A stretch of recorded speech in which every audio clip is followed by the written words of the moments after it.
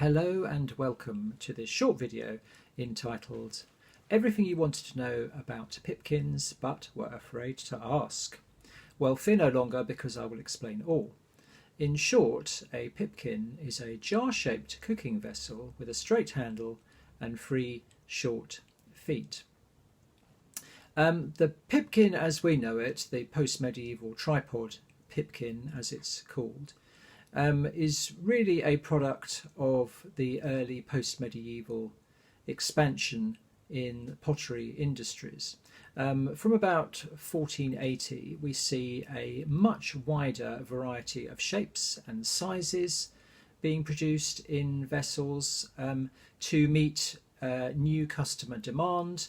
There was new specialisation, changes in diet and ways of dining were producing demand for new ceramic vessels in more refined shapes and finishes, and the pipkin was one of these, being produced from around 1550 right through to the early 18th century. Here is a picture of a typical pipkin.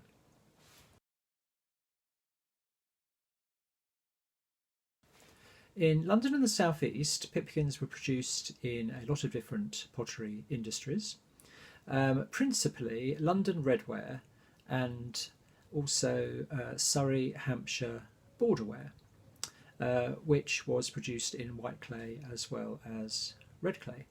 These were produced contemporaneously and are found mixed together in the same archaeological contexts. Borderware pipkins have a very wide distribution around the southeast and in London, of course, and from London were exported to the new colonies, the early colonies in North America.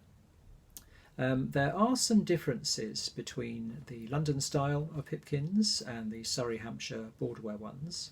So let's have a look at some of these so that we can see the diagnostic features and help to recognise broken shards of pipkins when we find them.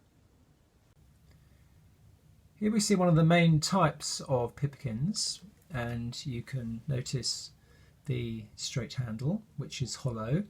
This is a borderware example. They were the only industry producing hollow-handled pipkins. The London redware ones have solid handles. 3 feet. Rilling around the top half, presumably part decoration and part useful for trimming off excess clay to make it thinner walled, but also maybe to help to lift it when it was full of liquid or food. This one has an internal lid seating, so the lid would fit inside the rim. The second type of pipkin that is frequently encountered, this is also a borderware variety, has a rim designed for an external lid seating, so the lid would fit over the rim like that. Otherwise very similar, sort of globular form, jar-shaped, with rilling obviously in quite a wide cordon around there, 3 little legs luted on, and a hollow handle which the hole doesn't go all the way through to the inside of the vessel. Here's a complete pipkin from a museum collection. You can see a better view of the rim at the top with the little ledge for the internally seated lid, glazed inside and maybe a little bit over the rim, and occasional splashes outside the vessel caused by other items in the kiln. These weren't fired in saggers, so they get kiln scars and also dribbles of glaze from other vessels, but glazed internally, not externally. Different colour glazes. This one is the most common variety, which is yellow, which is produced by a clear lead glaze, but also brown, green and olive coloured glazes are known. Here we have a box of pipkin loveliness. So the majority of these shards I collected from a kiln site borderware, Surrey, Hampshire borderware near Farnborough, and most of them date to the second quarter of the 17th century. But some of these have also been found mudlarking on the Thames foreshore in London. So let's have a look at some of these and see what diagnostic features we have. So, as I mentioned before, the post-medieval pottery industries produce a large variety of shapes and sizes. So straight handles, we get very small examples there, and going up to big bad boys like this. Say hollow, not going through into the vessel, so a closed hollow handle. A lot of people say that you could put a stick into it to help lift it up off the fire. I'm not so sure about that. The hollow handle itself is a very efficient cooling mechanism, and I don't think you'd need any more than that. And trying to lift a very heavy pipkin with a bit of twig off a flame, I think, would be quite a dangerous manoeuvre. So not convinced about that. Yeah, pipkins found in a range of sizes. Rim diameters vary from 60 to 280 millimeters generally, although there are examples known up to 400 millimeters, which is a very, very big pipkin. Most of them cluster, about half of them fall between 140 and 180 millimeters in diameter for the rim. So the Surrey Hampshire borderware ones come in a red clay, one with 2 legs out of 3, but it seems that they were most popular in the white firing clay. Looking a bit better, people preferred that finish. Obviously all the London ones are in the local red London clay, and as I mentioned, there's a slight difference in that the London handles are all solid, straight handles. I'll find a picture of one of those to show you what they look like. So we see here a London post-medieval redware pipkin with a solid handle.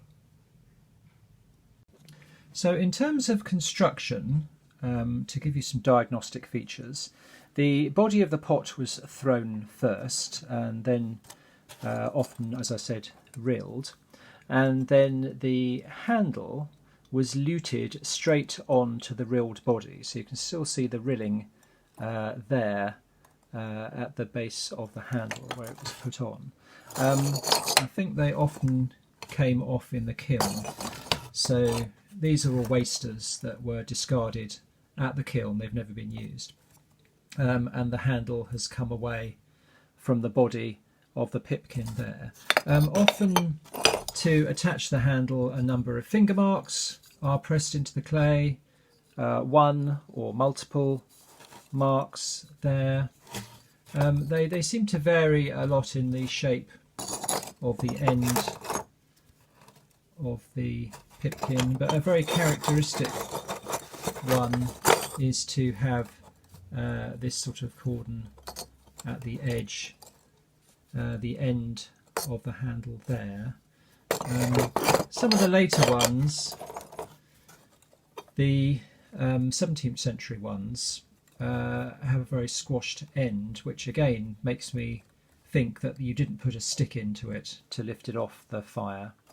Obviously these weren't used, so there aren't any sooting marks, but you do get sooting marks at the back, away the other opposite from the handle, so it looks like they were put not necessarily all onto the fire, but just at the edge of the fire to heat up. Then you have the 3 feet, which are very simply luted on, and again these often come off in the kiln, and it leaves a scar there. So you might not have a foot, but the scar tells you that there was a foot there, and 3 feet makes a pipkin normally. So there's another redware. So a lot of clay just squeezed on with a finger onto the base to attach a little foot like that, which is rather nice. As I mentioned, there are 2 sorts of lid. So you get an internal lid seating where the lid would sit inside the rim like that, or a very distinctive looking form with a ledge outside to hold a lid which has got an edge there which would fit over the rim and rest on that little projection there, so an exterior lid seating. Lids aren't found as often as pipkins, whether they just fracture into smaller pieces that aren't recognised, or whether if you broke your pipkin you'd save your lid for some other vessel. But a lid often made with a handle and a little hole there, doesn't go all the way through. They're not pierced lids, they don't seem to be letting out steam or anything like that, which may be an indication of what was cooked in them. And so they would have lids just with a flat, or lids with an overhanging projection to fit over the rim. Glaze colours found on borderware: brown glaze, green glaze, more or less mottled, olive coloured glaze, and the most common is a clear lead glaze which fires to a pleasant yellow, glazed internally but not glazed externally, apart from where you get dribbles and splashes from other vessels in the kiln. So if you find a little foot or a tubular spout, is it guaranteed to come from a pipkin? Well, not always. There are other vessels in the post-medieval repertoire, potter's repertoire, which use these features. So here we have some skillets. These are a bit deeper than pipkins, but they also have feet and solid handles or tubular handles as well. And they have a pouring spout across one pouring spout along a very sort of straight-sided rim. So there isn't a seating for a lid in this case, but it's possible if you found a foot it could come from a skillet rather than a pipkin. These were produced about the same period as well, so there's not much difference in age. Skillets also produced more frying pan shaped. Whether they were used as frying pans, I'm not sure. But again, a foot could come from one of these wide skillets, and the tubular handle, although the difference being the handle fits directly onto the rim, whereas with the pipkin, obviously it sits below the rim away. So if you find something connected straight to the rim, it's more likely to come from a skillet, or it could come from one of these dripping pans, which were large vessels put underneath joints of meat as they were spit roasted to catch the juices that came off them. And again, they have tubular handles, so if you found the end of a handle, it's possible it could be a pipkin, it could be a skillet, could be a dripping pan, but if you've got part of the rim, then it will fit directly to the rim if it's a dripping pan. And dripping pans tend to be straight-sided rather than curved as a pipkin rim would be. So there's a possibility of confusion, but not much. Pipkins are by far the most popular forms, made in the industries. In the kiln waste in Farnborough, over 50% of all pottery found came from pipkins, so it's by far the most common form in this industry.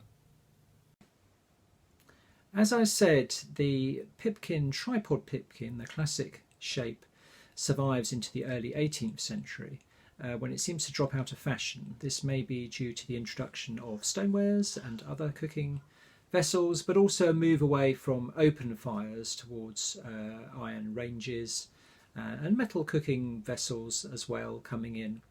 But they were supplied in London with redware pipkins without feet, which would be more useful for a metal cooking range right through the 18th century and into the 19th century as well. Well, I hope you've enjoyed having all your pressing pipkin questions answered.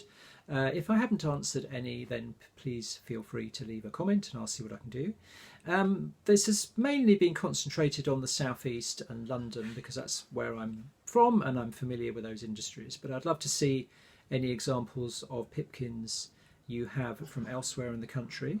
And certainly also whiteware pipkins were made in the Rhineland and in the Netherlands, and some of these would have been imported into the country as well, and they look very much like the boardware ones with the hollow handles. And indeed there were immigrant potters who were working in the boardware industries, so that obviously they would have been influenced by the German whitewares of the 16th century. So I hope you've enjoyed this, and we will see you shortly with another video. Thank you. Bye.